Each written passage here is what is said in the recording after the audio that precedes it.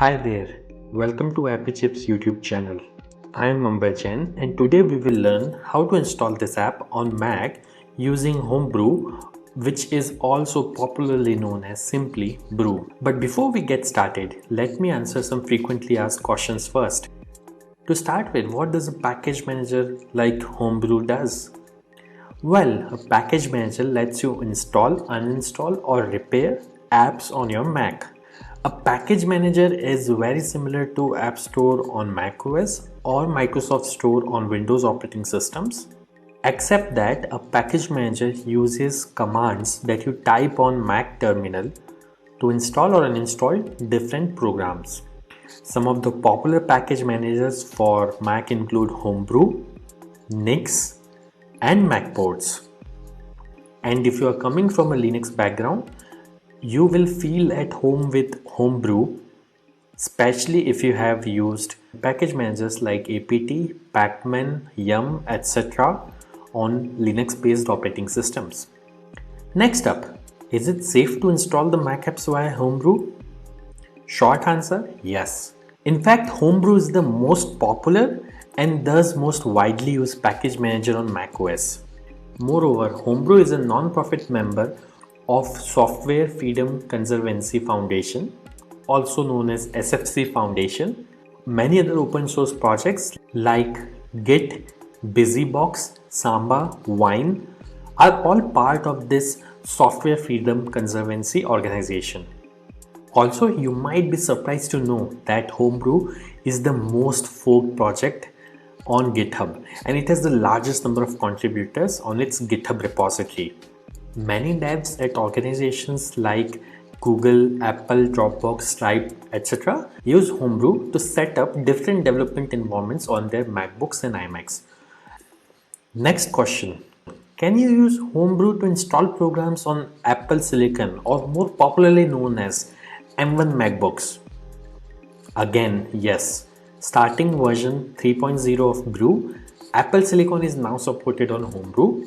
In fact, Homebrew also supports programs that are at the moment only supported via Rosetta 2 on Apple Silicon. Now that I have answered your questions on safety and compatibility of Homebrew, let's get to the installation process.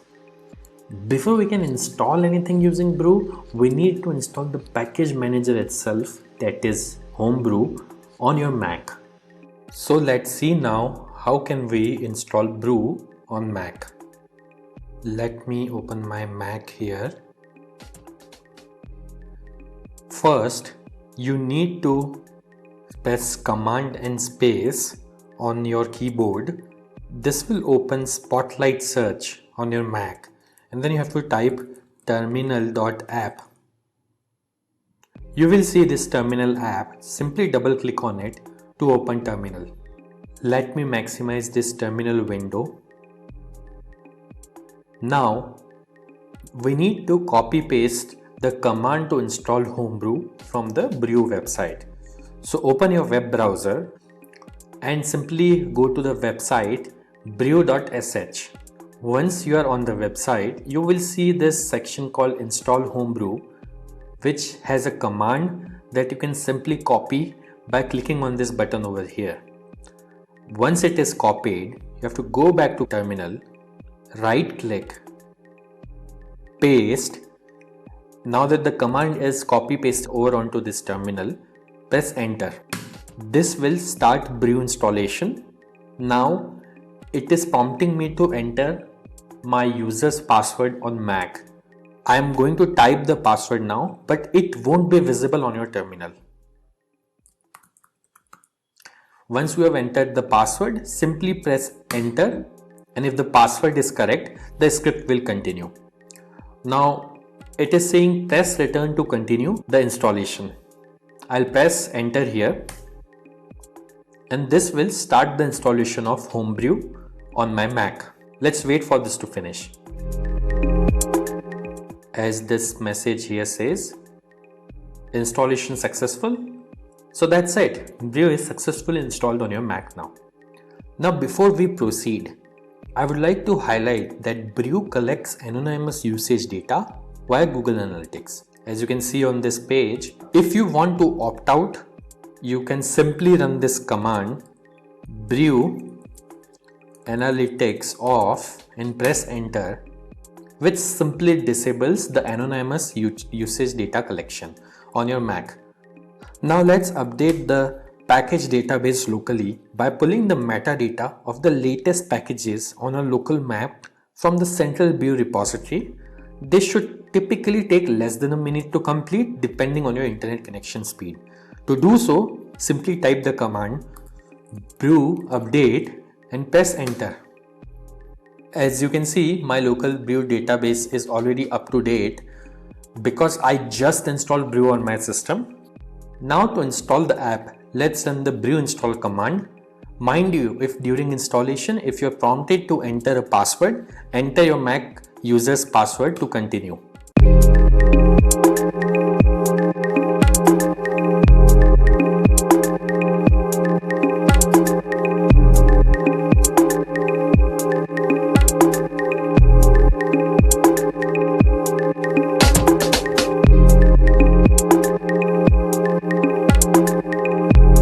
That's it. The installation was successful.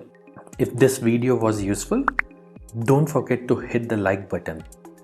And if you faced any problems during the installation in this video, please leave a comment below and somebody from AppyChip team will reply back to you. If in future any app installed using Brew stops working, then you can simply reinstall it using the command brew space reinstall space the name of the program. For example, I'll try to reinstall this program called Hello, which is already installed on my system. As you can see, it is downloading the program and it says reinstalling Hello, and now Hello is successfully installed. And if you want to uninstall any app installed using Brew, simply run brew space uninstall space the name of the program. In this case, I will try to uninstall the program Hello, which is already installed on my system. As you can see, within a few seconds, it says the program is successfully uninstalled. Also, over time, Brew might end up consuming disk space on your Mac as it keeps installers of the programs that you had installed on your hard disk in a cache directory. So you can use the brew space cleanup command once every 6 to 12 months to free up some space on your Mac. This command removes app installers and older versions of the packages only. It would not uninstall any of the apps that you have installed. As you can see, Brew cleanup was successfully run on my system. So do subscribe to our channel, as we have tutorials for installation of over 9,000 programs on Mac, which will come handy. If you need to install other apps on Mac in future, chances are that we have got it covered already.